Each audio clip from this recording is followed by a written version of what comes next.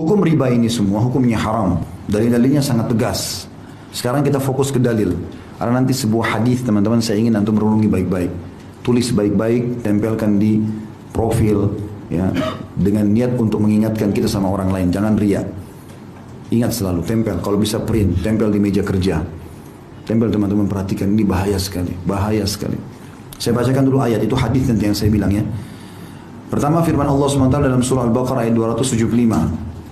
Kata Syekh Abu Bakar rahimahullah, riba diharamkan berdasarkan firman Allah Subhanahu wa taala, a'udzubillahi minasyaitonir rajim, wa ahallallahu al-bai'a wa harrama riba. Padahal Allah telah menghalalkan jual beli dan mengharamkan riba. Jual beli silakan, transaksi jual beli. Riba tidak boleh. Ini saya pernah kasih contoh kalau soal ini ya. Jadi kalau misalnya seseorang mau beli mobil, dia nggak ada duit, maka dia boleh datang. Saya boleh datang kepada teman saya mengatakan, saya mau beli mobil harganya 200 juta. Bisa kamu beliin nggak? Oh bisa, saya beliin. Tapi saya jual sama kamu ya Khalid ya, 220 juta. Jadi awal akadnya apa? Transaksi jual beli. Dia beliin saya beli dari dia. Saya udah tahu modalnya berapa, dia sudah ambil keuntungan. Tapi ini akad jual beli. Dia bukan mengutangkan saya, tapi dia beli. Saya pun beli dari dia. Selesai, dia putus akad beli sama tempat sana, dia juga putus akad jual beli sama saya. Kemudian tidak apa-apa jatuh tempo 35 bulan, tidak apa-apa. Tapi jangan dia hitung utang, dia menghutangkan saya 200 juta, bukan mobil, sehingga hutang. Ini yang dimaksud perbedaan ayat di sini. Allah menghalalkan jual beli, Allah mengharamkan riba. Karena riba umumnya itu adalah utang, kayak tadi riba jahiliyah, riba nasiah itu. Utang yang bertambah tanpa sebab, ya. Hanya ingin untuk dijadikan sebagai pendapatan. Juga dalam firman Allah SWT Al-Imran ayat 130, A'udzubillahi minasyaitonirrajim, ya ayyuhalladzina amanu la ta'kulur riba adha'afan mudha'afa. Hai orang-orang beriman, jangan kalian memakan riba dengan berlipat ganda. Ini yang jadi masalah teman-teman, kalau antum baca ayat ini kalau tidak faham, maka mungkin tidak bisa ya ditarik dalam kehidupan sehari-hari. Tapi kita kalau pertemukan ini memang ditanya begitu. Kalau kita terlibat dalam praktisi riba itu baru orang tahu ayat ini. Subhanallah, mulia sekali. Kapan kita buka pintu riba, maka pintu riba yang lain terbuka terus. Sekarang antum kredit, dia lihat 3 bulan saja kita sukses membayar atau 6 bulan dibukain lagi. Hah? Jadi terbuka lagi pintu riba yang lain. Kartu kredit itu makin besar harta antum, maka makin besar limitnya. Karena mereka berharap ada keterlambatan 1-2 produk, 3-4 produk, maka hidup dari situ. Karena itu jadi masalah. Maka Allah sudah ingatkan, memang riba itu sifatnya adha'afa mudha'afa, sifatnya pasti berlipat-lipat. Jarang orang bisa riba sekali terus kemudian dia berhenti, kecuali dia taubat kepada Allah. Umumnya pasti terikat di sini, terikat di situ. Bahkan ada orang parah sekali, karena semua badannya riba. Odol, uang riba. Sikat giginya riba. Ya, sabun dipakai mandi riba, samponya riba, baju pakai riba, bantal tidur riba, sendok riba, gelas riba, semua riba, air minum riba. Kenapa? Pakai kartu kredit semua. Belanja bulanan gesek, yang bayarin bank. Uang riba bukan? Bagaimana antum hidup begitu dari riba semua? Susu anak riba, celana dalam riba, haram semua. Gimana caranya nggak sadar ini? Maka ini poin, tangkap dulu contoh ini ya. Saya akan hubungkan dengan hadis yang saya bilang tadi, supaya betul-betul harus kapok ini, berhenti, nggak boleh tidak. Dan jangan takut berhenti teman-teman sekalian, karena bahaya sekali, ancamannya berat. Ya, maka dia akan terus berlipat-lipat itu. Seperti kasus kita bilang, enggak, saya tidak kena bunga kok, misalnya tadi kayak riba nasiah. Tapi kalau antum telat jam 12 malam lewat 1 menit saja, udah kena. Oh kan bunganya cuma 50 ribu. Bukan masalah 50 ribunya, kena hukum ribanya. Riba itu mau 1 rupiah ke atau 10 ribu rupiah, sama saja. Dia intinya kena riba. Itulah. Kemudian Nabi SAW merincikan kedua ayat di atas. Sabda pertama adalah hadits Abu Dawud nomor 333, Ibnu Majah nomor 2277 dan Tirmidzi nomor 1206. Dan beliau mensahihkannya. Kata Rasulullah SAW, la'anallahu akilar riba wa mu'kilahu wa syahidaihi wa katibah. Allah melaknat pemakan riba. Makna melaknat, diangkat berkah hidupnya. Kalau makan tidak pernah cukup, pakai baju tidak pernah cocok, rumah tangga ribut terus, ada anak sakit, macam-macam. Allah melaknat pemakan riba, pemberi riba, yang mengambilnya dan yang memberikan. 2 orang saksinya dan pencatatnya. Pegawai, staf, tulis, tanda tangan, ya segala macam sama. Masuk dalam masalah ini. Berarti tidak ada yang bisa lolos nih. Jadi kan, kena semua. Saya kan cuma pegawai, tidak tahu apa-apa, nggak bisa. Siapa suruh kerja di situ? Ya, nggak bisa. Haram. Ya, nggak bisa kita cari halal ya teman-teman. Ya. Lebih jelas lagi hadis Nabi SAW, perhatikan baik-baik. Dikatakan oleh Nabi SAW dan hadis ini riwayatkan Imam Ahmad nomor 21.450. Sanadnya dikategorikan sahih. Renungi baik-baik hadis ini. Kata Nabi SAW, dirham riba ya'kuluhu ar-rajul wa huwa ya'lam ashaddu min 36 zanyah. 1 dirham dari hasil riba yang dimakan oleh seseorang sedangkan dia mengetahuinya, dosanya lebih berat daripada 36 kali berzina. Antum zina sama 1, 2, 3, 4, 36 perempuan, itu baru sama dengan 1 dirham riba. 1 dirham itu 10 ribu rupiah, 5 ribu rupiah. Ambil bunga bank. Itu sudah 36. Bagaimana kalau kita kerja di sana, gajinya 5 juta? Nah, antum hitung sendiri. Kalau 1 dirham 36 kali berzina, kalau sekian juta berapa kali itu? Ini zina loh ini. Dan ini teman-teman sekalian, Nabi SAW berikan gambaran agar orang faham. Karena umumnya zina orang tahu itu haram. Zina sama perempuan yang tidak halal bagi laki-laki itu orang tahu bobotnya berat. Selalu diingatkan. Di sini Nabi SAW datangkan 1 dirham riba. Bukan Nabi mengatakan misalnya 100 ribu dirham riba. Enggak, 1 dirham riba. Paling kecil. Sama dengan 36 kali zina. Sudah paham sampai sini? Ini hadis yang lebih tegas lagi. Perhatikan setelahnya. Kata Nabi SAW, ini luar biasa. Saya kalau baca ini merinding, subhanallah. Hadis ini tegas, ini yang saya bilang tadi. Hadis ini disahihkan oleh Imam Hakim dalam kitab Mustadraknya.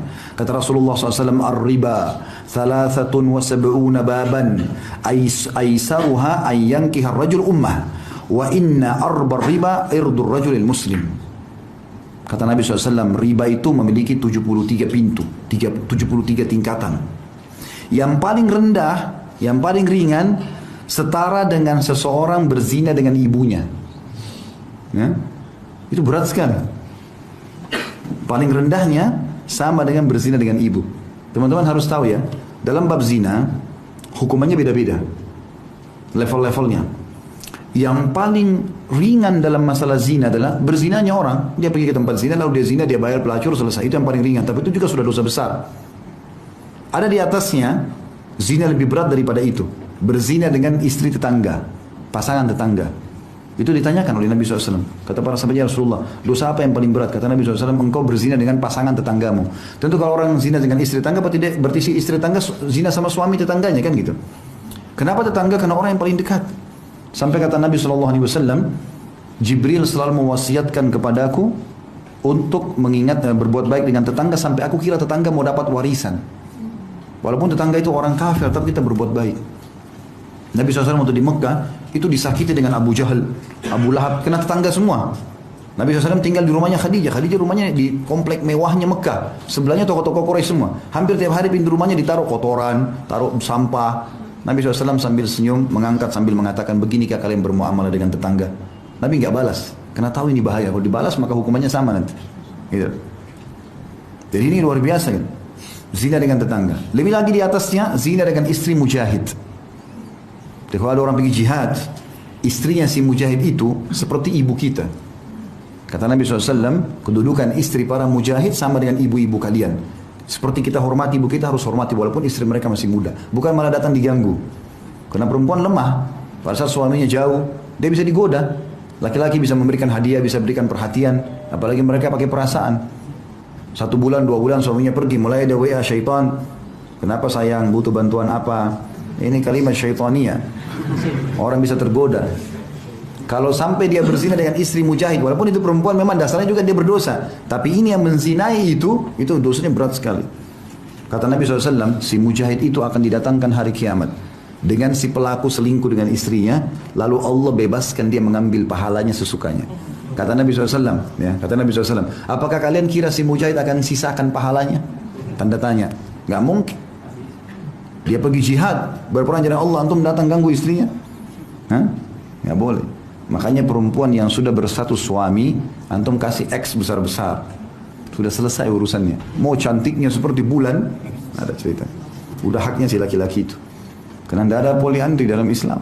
Gak mungkin lagi perempuan punya 2 suami. Haram. Ya.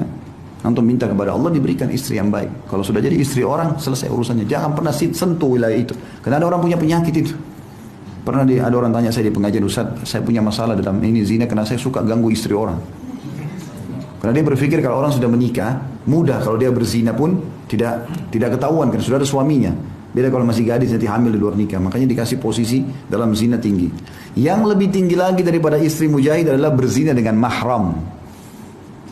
Anak sama ibu, anak sama ayah, ya, saudara sama saudarinya. Ini paling tinggi. Sampai kalau zina sama mahram ini, kan hukum zina itu teman-teman kalau dia berzina, kepergok sebelum nikah, dia tidak menikah, masih bujang atau gadis, hukumnya dicambuk 100 jera dan diasingkan 1 tahun. Tapi kalau sudah nikah dia apa? Dirajam, gitu kan. Tapi khusus yang zina sama mahramnya, mau sudah nikah atau belum nikah, rajam langsung, hukuman mati. Karena bahaya kalau lahir, kalau hamil pun ini bahaya, anak ini statusnya gimana? Masuk dalam mahram, hati-hati, mantan pasangan orang tua. Ya, misal seorang duda punya 3 anak laki-laki. Umurnya si duda ini 50 tahun, anaknya paling tua umur 25 tahun misalnya. Lalu sekarang dia nikah lagi sama perempuan umur 20 tahun. Berarti istrinya sekarang lebih muda daripada anaknya yang pertama. Tetap ini ibunya ini. Mahram abadi. Kalau ayahnya sudah menikah, ini ibunya. Seperti ibu dia, mustahil. Nggak ada apa-apa, nggak boleh apa-apa. Sampai pernah di zaman Nabi SAW ada orang menikahi mantan istri ayahnya. Oleh Nabi SAW diutus seorang sahabat, disuruh hukum. Ya. Disuruh hukum, kemudian diambil hartanya. Sebagai harta rampasan perang. Seperti rampasan perang. Itu bahaya sekali. Nggak boleh gitu kan. Jadi mantan pasangan orang tua juga masuk di sini. Sama juga dengan tidak ada namanya mantan mertua, tidak ada mantan anak mantu. Kalau sudah dinikahi oleh anak kita berarti mahram kita abadi walaupun anak kita cerai dengan pasangannya. Ini harus diketahui. Ini tingkat tertinggi dalam masalah zina, yaitu zina dengan siapa? Mahram. Bayangkan di sini riba. Kembali ke bahasan kita. Riba 73 tingkatan. Yang paling rendah orang berzina sama ibunya. Jadi terendahnya riba sama tertingginya zina. Selain 36 berzina tadi, ini sama dengan zina sama ibu sendiri. Nabi kasih contoh kalimat itu. Seperti seseorang menikahi ibunya sendiri. Dan pintu yang paling berat, ini hati-hati teman-teman. Pintu yang paling berat dalam masalah riba, itu selevel, setara dengan menodai kehormatan seorang muslim. Faham gak ini?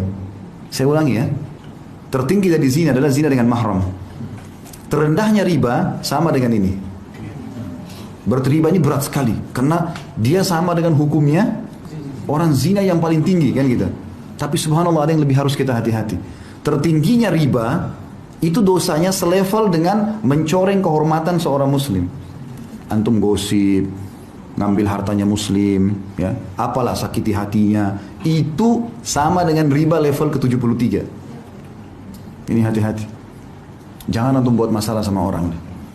Jangan sentuh hartanya orang, jangan hina orang, jangan caci maki, jangan buat musuh. Apalagi muslim, bahaya sekali. Bisa ditangkap nggak bahayanya nih? Ya, mencoreng kehormatan seorang muslim, merusak namanya, menggibah dia, memfitnah dia, segala macam, membongkar-bongkar aibnya. Ini selevel dengan dosa tertingginya riba. Ini naudzubillah minasyaitonir rajim. Harus